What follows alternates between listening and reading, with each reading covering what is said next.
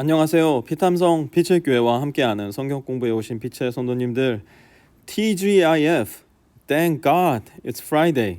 여러분이 기다리던 금요일이 왔습니다. 네, 그냥 금요일인 것 하나만으로도 하나님께 감사할 수 있는 우리가 되었으면 좋겠고요. 또 이 기회를 틈타서 하나님께 감사한 게 무엇이 있을까? 이번 한 주 난 하나님께 어떻게 감사할 수 있을까? 한번 생각하면서 또 오늘 함께 성경 공부하는 가운데 하나님께 감사할 수 있는 저와 여러분 되었으면 좋겠습니다. 하나님 고맙습니다. 감사할 내용들이 세어보면 정말 끝도 없는데 우리는 자꾸만 그 감사를 까먹습니다. 오늘 말씀을 통해서 다시 한번 우리가 하나님께 감사해야 될 이야기들이 어떤 것이 있는지 우리 안에 많이 떠오르게 하여 주시고, 하나님께서 그 이야기들을 떠올려 주실 때 가만히 앉아 있는 것이 아니라 우리의 마음을 열어서 우리의 두 손을 들어서 온 몸과 온 영으로 하나님께 감사할 수 있는 우리 빛의 성도들 다 되게 하여 주십시오. 예수님의 이름으로 기도드렸습니다. 아멘. 오늘은 고린도전서 10장 1절에서 13절까지 말씀 함께 공부할 텐데요. 1절부터 한번 보도록 하죠. 형제 자매 여러분, 나는 여러분이 이 사실을 알기를 바랍니다. 뭔지는 모르겠지만 어쨌든 이 사실을 알아야 된다 이야기를 하고 있습니다. 그런데 무슨 이야기인가 봤더니 우리 조상들에 대한 이야기예요. 우리 조상들이라 함은 지금 고린도전서는 바울이 썼기 때문에 이스라엘 민족들을 일컫는 이야기고요. 이스라엘 민족들의 이야기를 좀 할 예정인 것 같습니다. 보니까요, 모두 구름의 보호 아래 있었고 바다 가운데를 지나갔습니다. 구름의 보호 아래 있었다는 걸 보니까 여러분 뭐가 떠오르십니까? 그래도 성경을 읽어보신 분들은 아마 구름 기둥이 떠오르지 않을까 싶은 생각이 들고요. 바다 가운데를 지나갔다라고 하는 거 보니까 아마 홍해가 갈라진 사건을 이야기하는 것이 아닌가 싶은 생각이 드시는 분들 계실 겁니다. 그죠? 2절도 보니까요, 이렇게 그들은 모두 구름과 바다 속에서 침례를 받아 모세에게 속하게 되었습니다. 여러분, 홍해가 갈라졌을 때 무슨 일이 일어났습니까? 이쪽은 바다예요. 바다가 벽을 이루어서 선 거예요. 그런데 여기에 사람들과 짐승들, 이스라엘 민족들이 이 홍해의 바다를 마른 땅같이 지나가게 되었다는 겁니다. 그런데 이 양쪽에 물이 있으니까 이 바울은 이것을 어떻게 해석했냐? 모두 구름과 바다 속에서 침례를 받았다라고 해석을 하게 된 겁니다. 그런데 이것을 어떻게 고린도 교회 성도들이랑 연관을 시키고 있느냐? 이스라엘 사람들, 우리 조상들은 이렇게 구름과 바다 속에서 침례를 받았지만 고린도 성도들이요, 당신들은 성령으로 침례를 받지 않았습니까? 그래서 이 결과로 예수님에게 속한 사람이 되지 않았습니까? 이야기를 하고 있는 거예요. 3절과 4절도 한번 보시죠. 그들은 모두 똑같은 신령한 음식을 먹었고, 여기에서 이야기하는 신령한 음식은 뭘까요? 만나로 대표되는 음식입니다. 하늘에서 만나가 날마다 내렸고요. 그리고 안식일 전날에는 안식일까지 먹을 수 있는 풍족한 만나가 내림으로 말미암아서 하나님께서는 광야 생활 40년을 넉넉하게 채워주셨다는 거예요. 4절도 보니까요, 모두 똑같은 신령한 물을 마셨습니다. 여러분, 이스라엘 민족들이 얼마나 많이 불평했는지 아시죠? 누구를 보면 꼭 닮은 사람처럼 보이냐? 우리를 보면 그래요. 우리를 보면 하나님 앞에 늘 불평불만할 준비가 언제든지 만반의 준비가 되어 있는 사람들. 이스라엘 민족 못지않게 우리도 그렇지 않습니까? 목이 마르면 목마르다 난리예요. 만나만 있으면은 이거 만나 더 이상 못 먹겠다, 더 이상 만나지 않아. 그러니까 하나님께서 메추라기를 보내셔서 그들을 먹이시기도 하셨습니다. 그런데 우리는 어떻습니까? 고린도 성도들은 어떻다고 이야기를 합니까? 여러분들도 신령한 음식과 신령한 물을 마시지 않았습니까? 그게 뭔데요? 예수 그리스도의 몸을 상징하는 성만찬을 여러분들 받고 있지 않습니까? 신령한 음식인 예수 그리스도의 몸을 먹고 신령한 물인 예수 그리스도의 피를 마시지 않습니까? 고린도 성도들에게 이야기를 하고 있는 겁니다. 5절에 보니까요, 그러나 그들의 대다수를 하나님께서는 좋아하지 않으셨습니다. 하나님께서 이렇게 세세하게 지켜주시고 돌보아 주셨음에도 불구하고 하나님께서는 그들을 좋아하지 않으셨대요. 그 결과 어떻게 됐다고요? 그들은 광야에서 멸망하고 말았습니다. 하나님께서 이렇게 세세하게 지켜주셨음에도 불구하고 그들을 좋아하지 않으신 이유는 무엇일까요? 하나님께서 그들을 좋아하지 않으신 이유는 그들을 애초에 좋아하지 않으신 것이 아니셨어요. 계속해서 사랑을 베풀어 주시고 또 베풀어 주시고 기회를 주시고 또 주셨지만 여전히 하나님을 거절하고 거부하는 그들을 그들의 자유에 따라서 그들이 가고자 하는 곳, 곧 멸망의 길로 보내실 수밖에 없으셨다는 겁니다. 6절 보니까요. 이런 일들은 우리 조상들이 악을 좋아한 것과 같이 우리가 악을 좋아하는 사람이 되어서는 안 된다는 것을 우리에게 가르쳐주는 본보기가 되었습니다. 여기 보니까 우리 조상들이 뭘 좋아했다고요? 악을 좋아한 것과 같이. 이걸 두 개를 연결해서 보면 어떻게 됩니까? 이스라엘 민족들이 하나님의 이렇게 세세한 보살핌을 받았음에도 불구하고 하나님을 좋아하고 사랑한 것이 아니라 악을 좋아했기 때문에 하나님께서도 그들을 그들의 길로 가도록 내버려 두실 수밖에 없는, 결국에는 하나님께서 그들을 좋아하지 않으실 수밖에 없는 결과가 나타났더라는 겁니다. 그런데 왜 이것이 여전히 기록되어 그 당시 고린도인들에게 그리고 지금 우리들에게 읽히고 있는가? 그것은 우리에게 가르쳐주는 본보기. 어떤 본보기입니까? 너도 한번 호되게 당해봐라. 이스라엘 민족들이 저렇게 멸망했으니까 너도 한번 멸망당해봐라. 이런 본보기가 아니에요. 저들은 멸망의 길을 갔지만 너희들은 결단코 이 멸망의 길을 가서는 안 된다. 너희들은 결단코 생명의 길로 가야 한다.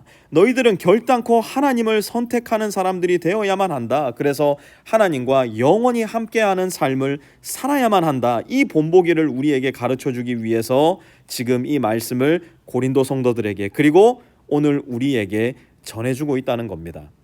그들이 잘못한 것은 무엇일까? 7절 보십시오.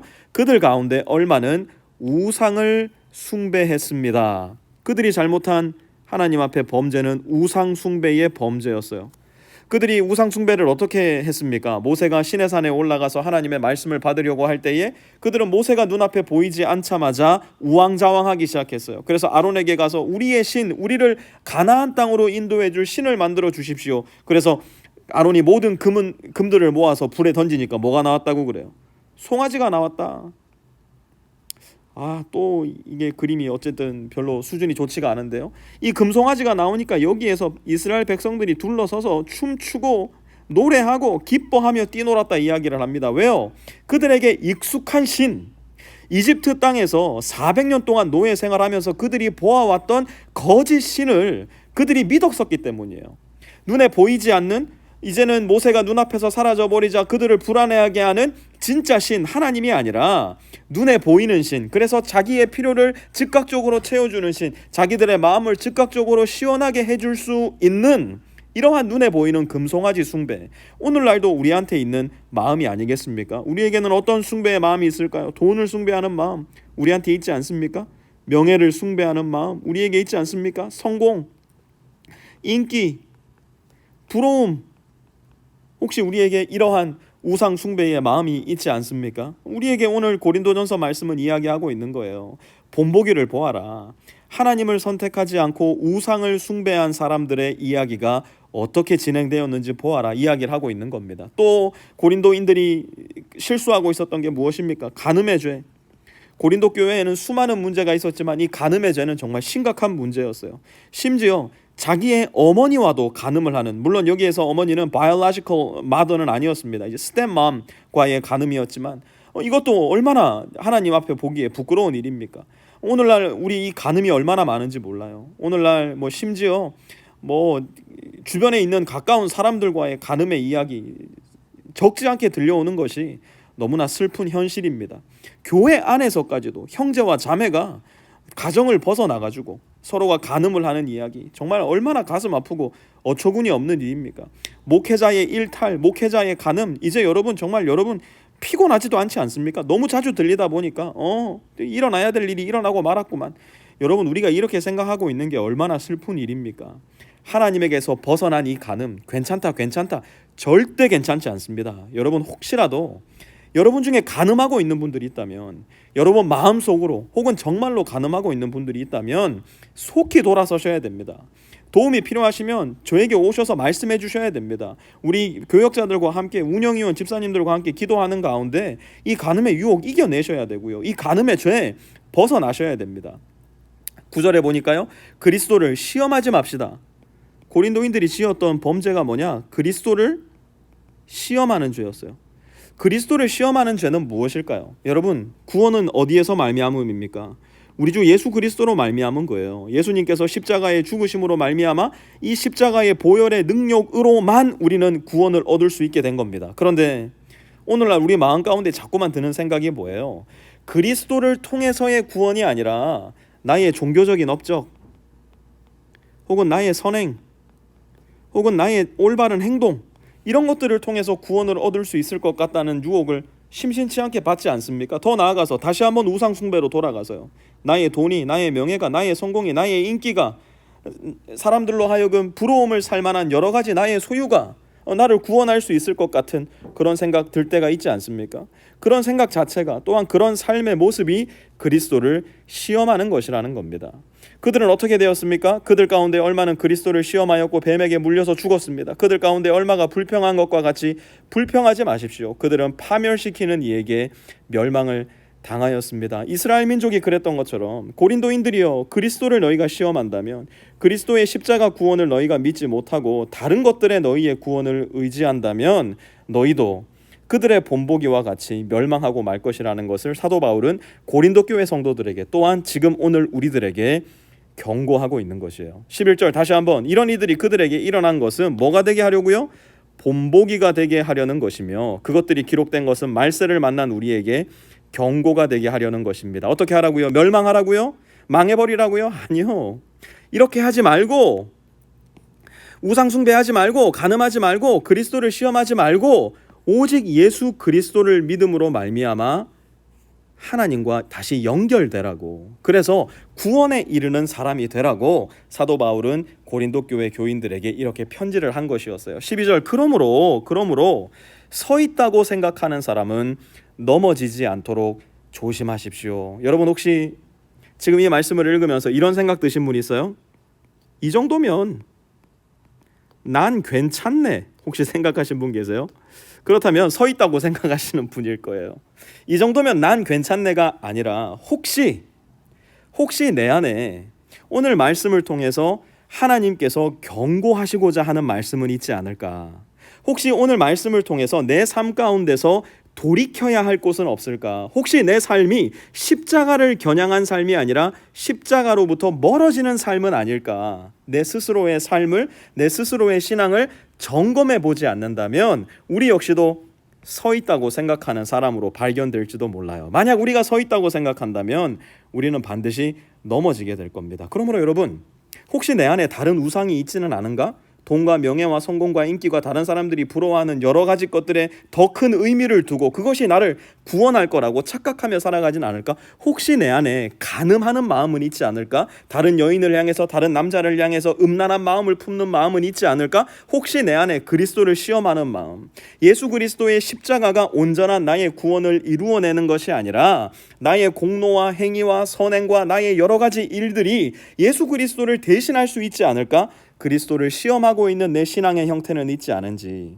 내 자신을 잘 점검하여서, 특별히 이 사순절 기간에 우리 주님의 십자가의 고난을 묵상함과 동시에 우리 주님의 희생이 나에게 얼마나 완전한 구원을 가져다 주시는지 다시 한번 기억함으로 말미암음으로 우상 숭배를 깨트려버리고, 간음을 깨트려버리고, 그리스도를 시험하는 이 마음의 고착된 잘못된 생각을 깨트려버리고 다시 주님께로 돌아가는, 그래서 다시 하나님과 가까이 연결되는, 그래서 이 사순절 기간이, 또 다음 주에 시작되는 고난 주간이 우리로 하여금 서 있다고 생각하는 사람이 되게 하는 것이 아니라 정말로 주님과 온전하게 잘 서 있는 사람, 겸손하게 내 자신을 점검하고 또 종감함으로 인하여서 주님 안으로 더 가까이 들어가고 하나님과 더 가까이 동행할 수 있는 모든 빛의 성도님들 되실 수 있기를 주님의 이름으로 부탁드립니다. 주님 고맙습니다. 오늘 말씀을 통해서 혹여나 사도 바울을 통해서 우리에게 가르쳐 주시는 본보기, 우리에게 주시는 경고, 나에게 해당되는 것은 없는지 잘 점검할 수 있도록 도와주시고, 그래서 이스라엘 백성들이 멸망했던 것과 같이 우리도 멸망하지 않게 도와주시고, 이스라엘 백성 중 하나님의 약속의 땅으로 들어갔던 여호수아와 갈렙처럼 우리도 하나님의 약속을 끝까지 신뢰하고 하나님의 말씀을 끝까지 붙잡음으로 말미암아서 하나님의 영원한 생명에 기어이 들어가고 마는 복되고 아름다운 주의 자녀들, 주의 성도들 다 될 수 있도록 하나님께서 은혜와 은총으로 함께하여 주시옵소서. 예수님의 이름으로 기도드렸습니다. 아멘.